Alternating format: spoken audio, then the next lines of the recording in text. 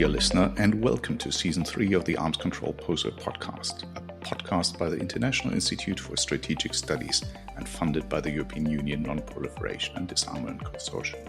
In this season of the podcast, one of our three rotational hosts will guide you through current challenges faced in arms control. Hosted by either Timothy Wright, Fabian Hinz, or myself, Wolf-Christian Paes, we will cover various timely challenges and issues in the world of arms control. Our podcast will cover topics ranging from new technologies, the diversion of firearms, to missile programs and technologies or sanctions regimes. So, without further ado, let's get started. Our guest today is Sarah Grand-Clément of the United Nations Institute for Disarmament Research. Good afternoon, Sarah. How are you? Good afternoon. Thank you for having me. It's great to talk to you. We are recording this podcast at the end of August 2024. And just a week ago, you and I actually were together in a conference room at the Arms Trade Treaty Member State Conference in Geneva, talking about this very topic that we're going to be talking about today.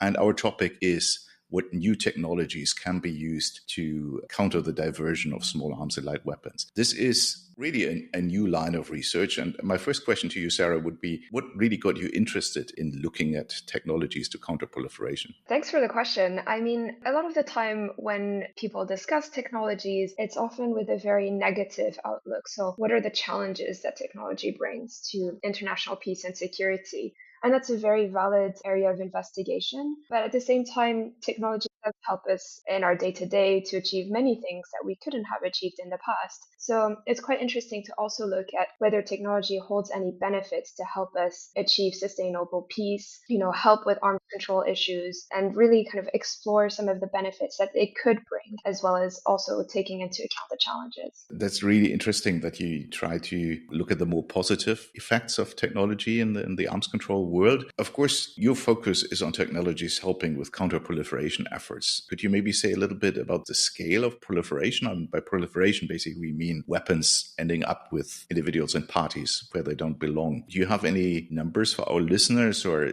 just some impressions about the size of a problem? So I don't have any specific numbers at hand, but I can talk a bit about why it's such a problem and why people talk about diversion, especially as regards small arms and light weapons. And essentially, small arms light weapons are available to illicit users and for illicit users to a wide range of people and groups, and that's for several reasons. The first is you don't need to have a particular skill set or particular knowledge that enables you to use these types of weapons. You don't need specific equipment either, so that makes them very accessible, very attractive to a wide range of users. And not only that, but they're also much smaller than other types of conventional weaponry, so it makes them very kind of small and easy to conceal and therefore easy to divert away from legal uses and legal users. Mm-hmm. And then the other thing is there's entities who counter the diversion of these weapons and do investigations on the field, and they also find weapons that date back to the First World War, the Second World War, so they have an extremely long life cycle, so they can be used, reused time and time again. And of course, there's a wide range of production of these types of weapons, so that also means that it's very hard to keep track of all the individual items, so it's not quite the same issue that you would have with a tank,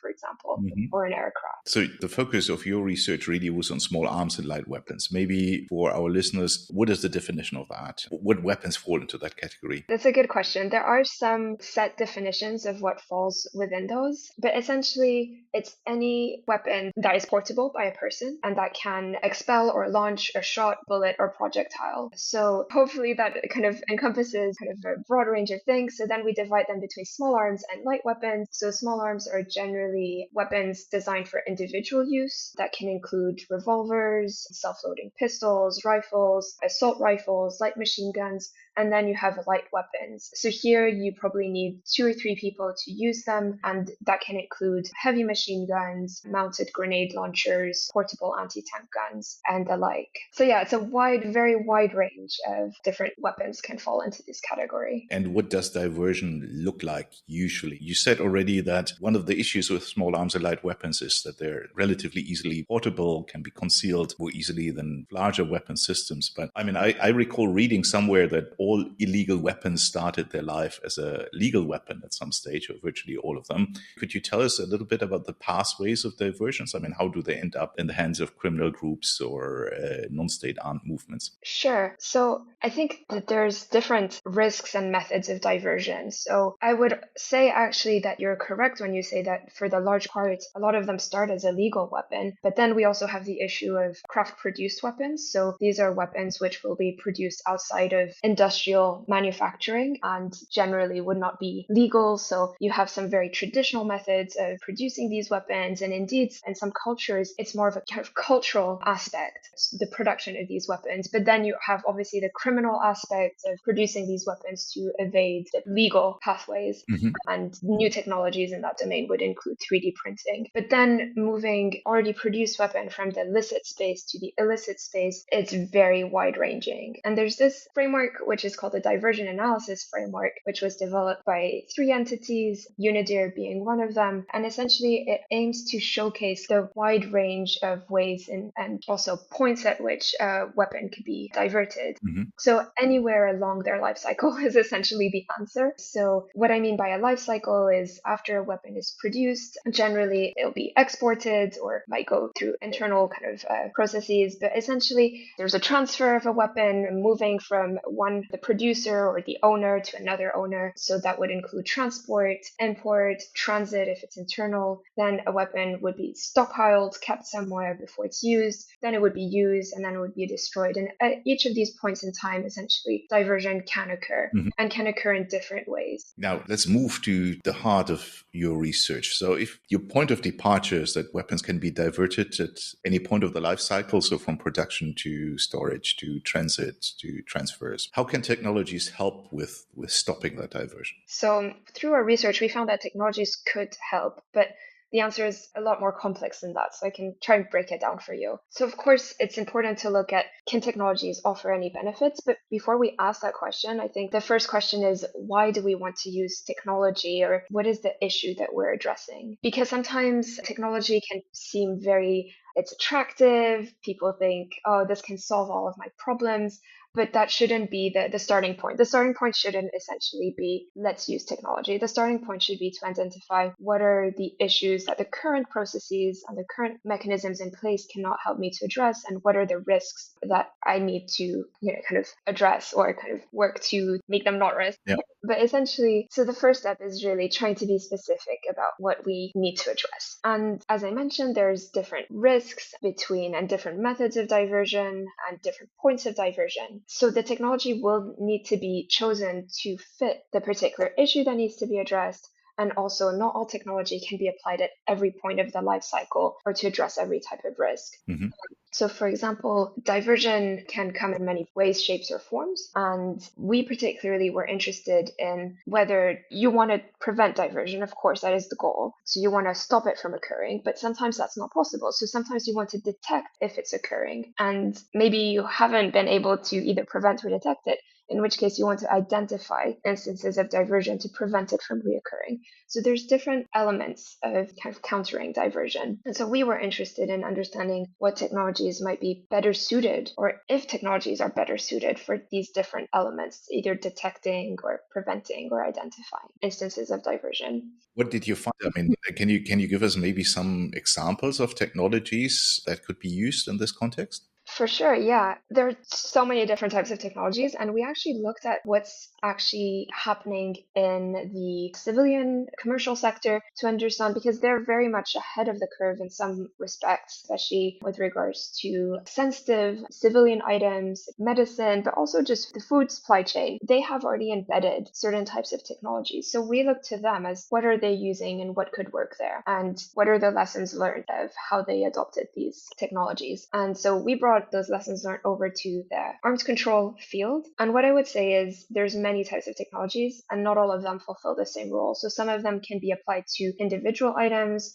some of them are better suited for the packaging, and some of them apply to the environment that surrounds the items. So that said, available technologies can help with like marking, so really to improve accountability, item level identification. You have things such as 2D codes, chemical encoding, DNA coding. So all ways in which they can mark the technology. Then you also have radio frequency identification, so tags that can be applied on either items or packaging. Then you also have anti-tampering technology. So there's something in conventional arms control which is called end user certificate. Yep. And that's a way in which diversion can occur. These can be falsified. So technology can help strengthen these by the use of holograms or specific inks, similar to what you would see on banknotes or passports. You can also aim to secure items when they're in transit or in their transfer phase by applying GNSS or mobile tracking, or again, RFID could help there as well. And there's many different types of RFIDs. You could apply sensors when you have them in stockpiles to ensure that only people who have access are accessing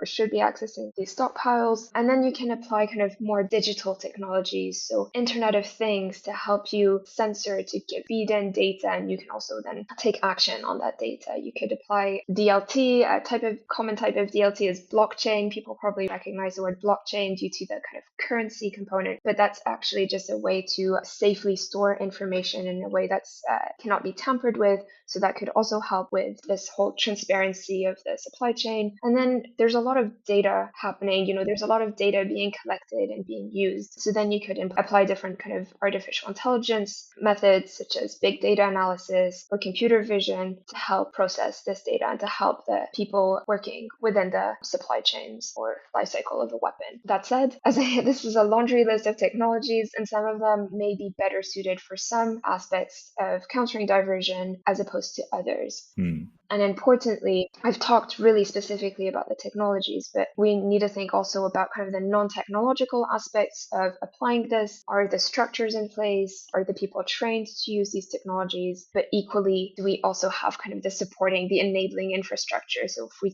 we're talking about using an RFID, is there a database in which this scanned data from the tag can feed into and can be accessed and can be communicated?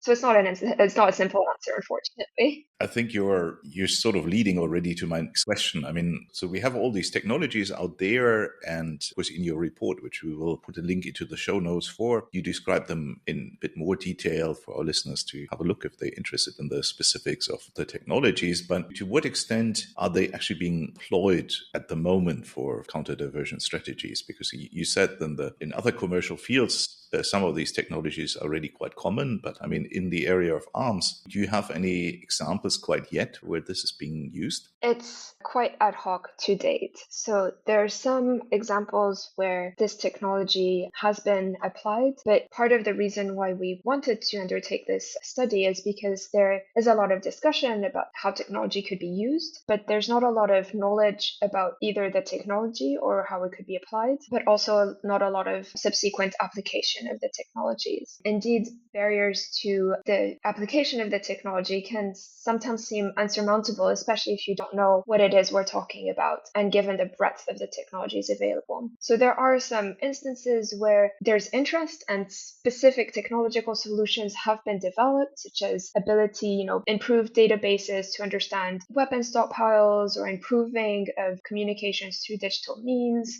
or use of different marking techniques and development of such technologies, but then the application is very much, I would say, limited in scope. And what are the reasons for that? I mean, is it a matter of cost? Is it a matter of people not knowing about the technologies? Is it a capacity problem that the skills are not there? Why are these technologies not used more broadly? So all of the above, I would say. I think when we conducted this study, there is obviously the issue of cost is one that came up time and time again, where there is this sentiment that cost would be prohibitive to the use of the implementation of these technologies. And that is true if you are thinking about starting from absolute zero and you have to build all the system. Yes, these technologies do, some of them are costly to implement. And then, of course, we're not just talking about the initial investment in the technology, but also the maintenance and the people skills, the training of the people. So there is a cost component to these technologies. However, that should not be necessarily a factor to say say, let's not use these technologies, because there's ways around that. So sometimes having a better understanding of the total kind of like the actual cost and kind of the benefits. So kind of putting those two sides together, not just thinking about the cost, but also thinking about kind of the wider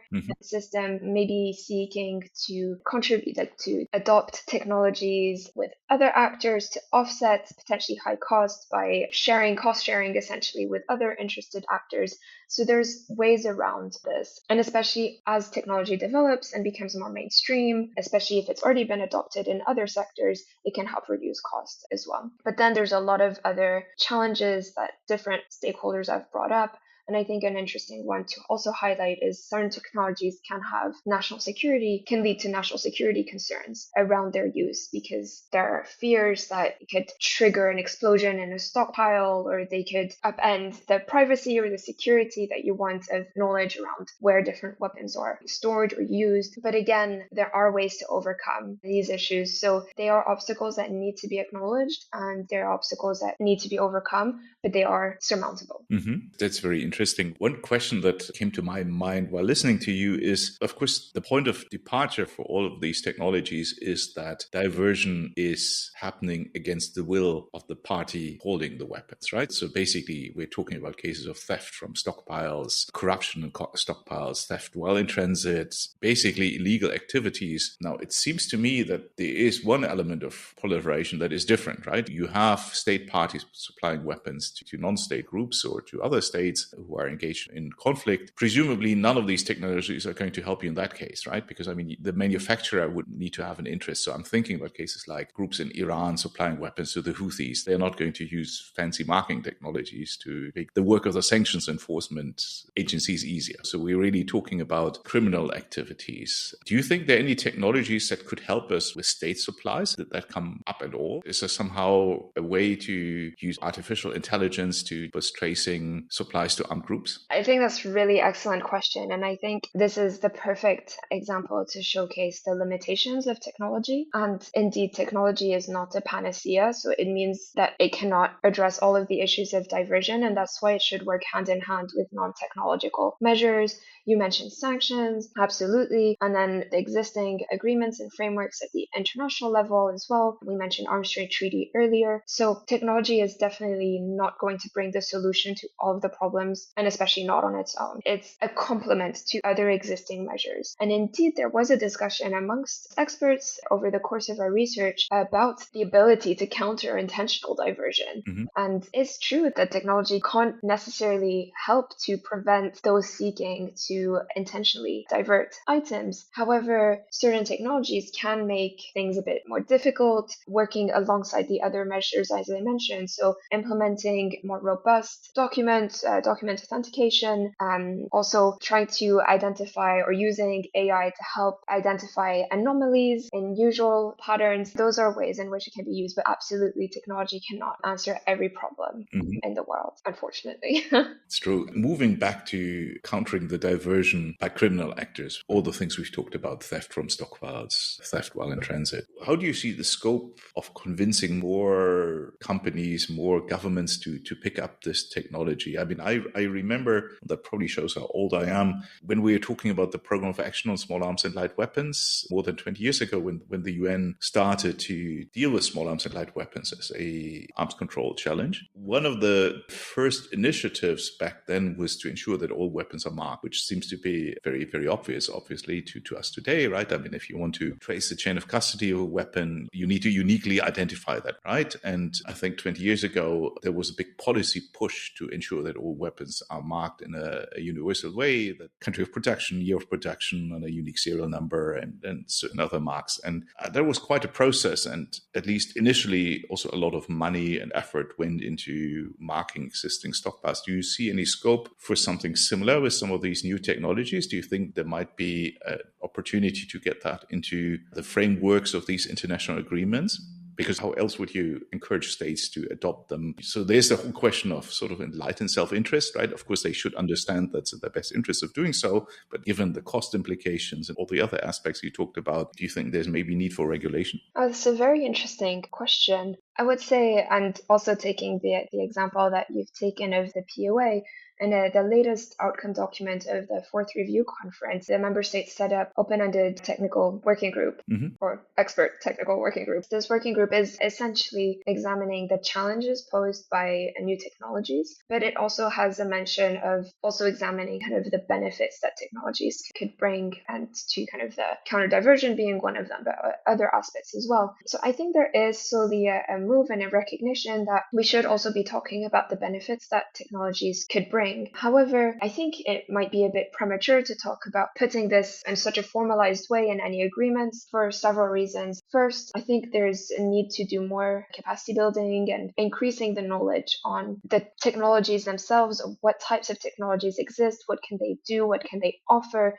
And then the other part is, as I mentioned at the beginning, there's such a wide range of technologies and they can help with different things, and not all the risk or the methods of diversions are the same everywhere in the world or for every country or for every situation. So I think it would be very difficult to impose a specific type of technology or the need to use technology as a blanket to all users or all interested parties. And I think you also bring up a really interesting point in your comment and question about the private sector and kind of the manufacturers, because that's another very important segment, because in these processes and treaties, it's member state led. And really, these discussions, especially when we bring in technology, should really be multi-stakeholder in their approach and really bring in the private sector, the manufacturers in these discussions and involve them and also ask them what's feasible and work with them to find solutions to this issue. So as you were saying, technology is not a panacea for arms control. It might be a bit too early to have binding regulation under the POA to adopt new technologies. But I mean, if we're talking about a sort of a gradual approach,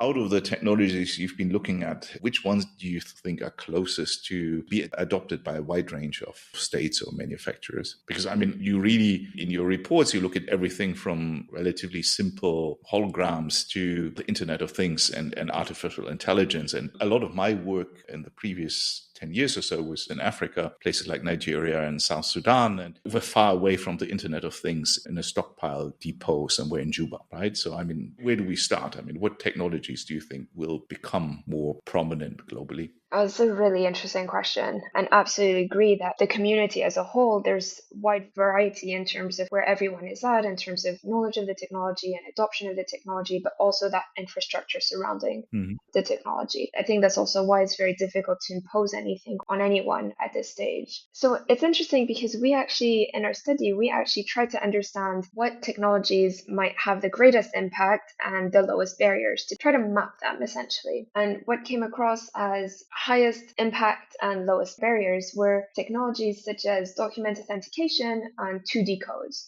So fairly kind of low-end technologies that don't really require a lot of resources. But actually through the discussions, what really emerged was actually, especially with regards to 2D codes, is, okay, yes, they are the low-hanging fruit. That's what emerged through the research. But is there value in investing to adopt this seemingly high-impact, low-barrier technology and this seemingly low-hanging fruit? Because there were questions around actually, yes, there are some benefits to the use of this technology, but does it actually address a need? And does it actually kind of offer anything? What can it offer to the users? Because a 2D code, unless there's a wider database in which kind of that information feeds in, there's a limited information that I can offer. Great, there's a 2D code, a weapon is marked with it, but what else? In a sense, that's the environment question, right? So, I mean, you said earlier, exactly, it's not sufficient to talk about the technology, but about the whole system in a sense, right? I mean, you can put a 2D code on every weapon, which you can then scan, but I mean, what does it link to, right? I mean, you would need to have exactly a database that can be easily accessed and that actually has this weapon in it. And I mean, if past experience is anything to go by, there's probably still a very large number of countries which don't actually have a comprehensive database of that type, right? Where all firearms, or even all firearms of just a specific service, would be recorded. Exactly. And if also the intent is to help reduce the time-consuming process of checking stockpiles, then a 2D code isn't really going to fit that need either. So I think it really comes back to thinking about what is the need and what technology might be most suited to address that need. So maybe it might be investing in a technology which seems to have higher challenges, but actually the way in which it can help is much more meaningful. So that's why it's very hard for me to give an answer, because ultimately it will depend on who wants to apply this technology and for what they want to use it for.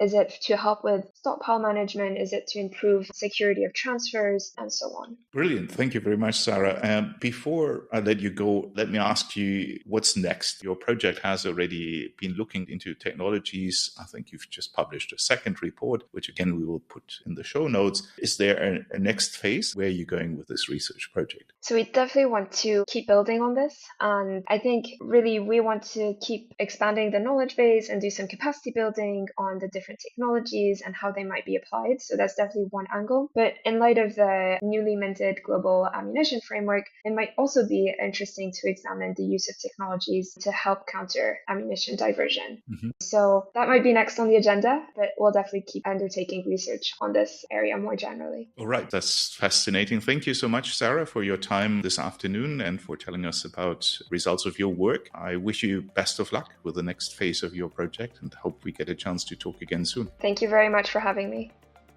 That's all we have time for today, so thank you to our guests for sharing their expertise and knowledge with us, and thank you all for listening. We hope you enjoyed the episode.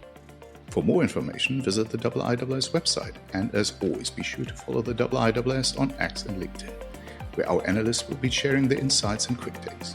You can find more information on the topics discussed in today's episode in our show notes. Please do follow, rate, and subscribe to the Arms Control Poseur wherever you listen to your favorite podcast to keep up to date with all the latest episodes. Thank you, and until next time.